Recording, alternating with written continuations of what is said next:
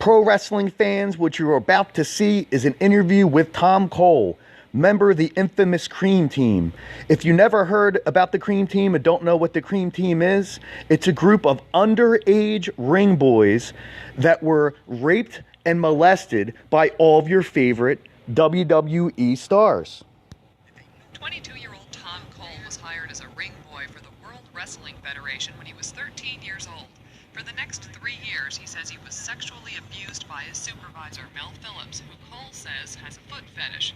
And Cole says there were other abusers besides Phillips. I was grabbed on numerous occasions at my testicles and my buttocks by Pat Patterson of the World Wrestling Federation, and Terry Garvin propositioned me when I was 16, offered me cocaine and all kinds of drugs to have sex with him. When I refused, I was let go from the company when I was 16, and then I returned again when I was 19. I was let go again because I refused Terry Garvin's advances. So Cole hired a lawyer and ended up with a $55,000 settlement to cover lost wages. As for Mel Phillips, he was fired from the company. But Cole's family says firing Phillips wasn't enough, and they were at the Stamford headquarters today demanding justice. I would like to see Mel Phillips put behind bars where the hell he belongs. Because he's a child molester, the man. It's enough for him just to step down from his job. He's walking the streets, he's molesting children. The man should be put in jail. World Wrestling... I love Tom Cole's mother. She is 100% correct.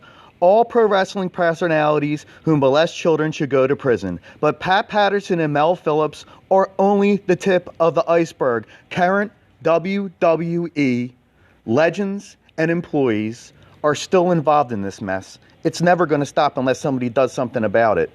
Listen to what Linda McMahon has to say. It makes me sick.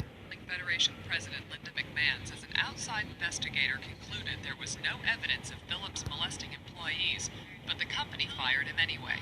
First he was put on suspension pending investigation. The investigation was taking so long.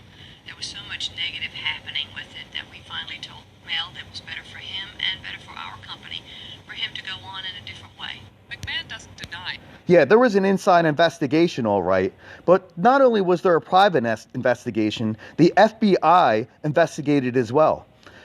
During this time period in Philadelphia, car dealership owner Gary Barbera would bring his children to pro wrestling shows at the Spectrum. On one such occasion, Mel Phillips, in the back of a limo in the parking lot of the Philadelphia Spectrum, removed one of his son's clothing and began wrestling and roughhousing with him in the back of the limo. This victim was later interviewed by the FBI.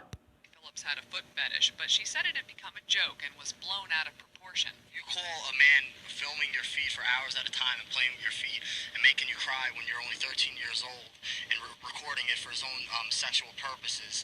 If she calls that normal, then obviously there's something wrong with her also.